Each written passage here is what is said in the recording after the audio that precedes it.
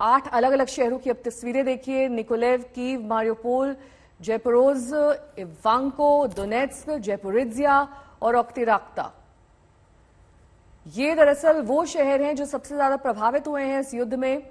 इन्हें रूस मुख्य तौर पर टारगेट कर रहा है, लेकिन जिस तरीके से जंग का 26वां दिन है, लग रहा है कि अब ये जंग जल्द नहीं खत्म होने वाली। राजेश पवार हमारे सहयोगी इस वक्त तमाम जानकारी के साथ जुड़ गए। राजेश, देखिए आप लगातार कवरेज कर रहे हैं, बता रहे हैं कि अलग अलग शहरों का क्या हाल है, लेकिन इस बीच आपसे ये जानना चाहेंगे कि जब बातों की टेबल पर सब कुछ विफल रहा है, एक और दौर की वार्ता शुरू हो सकती है, और अगर ये भी विफल रही तो माना जा रहा है कि तृतीय विश्व युद्ध का आगाज हो सकता है। इन बातों में कितना दम है राजेश?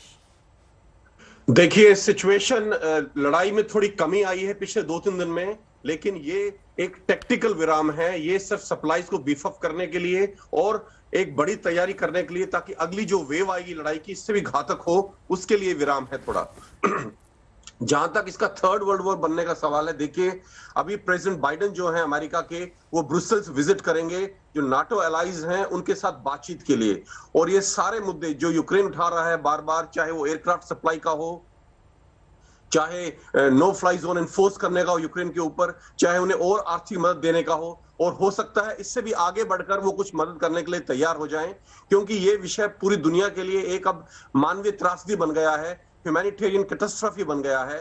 तो हो सकता है कि नेटो कुछ बड़ा कदम उठाने की कोशिश करे या सोचे। इस पर विचार जरूर होगा जब प्रेसिडेंट बाइडेन वहां पहुंचेंगे, तो इन सारे मसलों पर, चाहे वो हवाई जहाज सप्लाई करने हैं या और कोई बड़ा कदम उठाना है, ये सब बात डिस्कस होंगी। और इस बातचीत के बाद जो प्रेसिडेंट बाइडेन और नाटो देशों की होगी ब्रुसेल्स में आने वाले दिनों में, उस पर निर्भर करता है इस युद्ध की दिशा क्या होगी। ये युद्ध और आगे बढ़ेगा, वर्ल्ड वॉर की तरफ बढ़ेगा, विश्व युद्ध की तरफ बढ़ेगा, या फिर किसी तरह का इसमें कॉम्प्रोमाइज निकलने की संभावना है। ये सब इस मीटिंग पे, जब प्रेसिडेंट बाइडेन ब्रुसेल्स विजिट करते हैं, काफी हद तक निर्भर करेगा।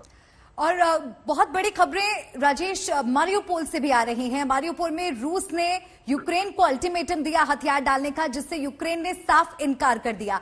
मारियोपोल में इस वक्त क्या स्थिति बनी हुई है और कीव को कब तक यूक्रेन सुरक्षित रख पाएगा? देखिए, मारियोपोल एक बहुत ही इंपॉर्टेंट पॉइंट है, स्ट्रेटेजिक पोर्ट है। अजोव सी जो है, समुद्र है, अजोव समुद्र, उसके किनारे पे बसा हुआ ये शहर एक बहुत इंपॉर्टेंट पोर्ट है, अजोव शहर, अजोव सी के ऊपर। और इसका दोनों रूस और यूक्रेन दोनों के लिए सामरिक महत्व बहुत ज्यादा है। इसके अलावा ये दोनेत्स्क ओब्लास्ट का एक हिस्सा है, जिसको भी रूस ने एक इंडिपेंडेंट मुल्क घोषित कर दिया है। तो मारियोपोल उसका एक हिस्सा है।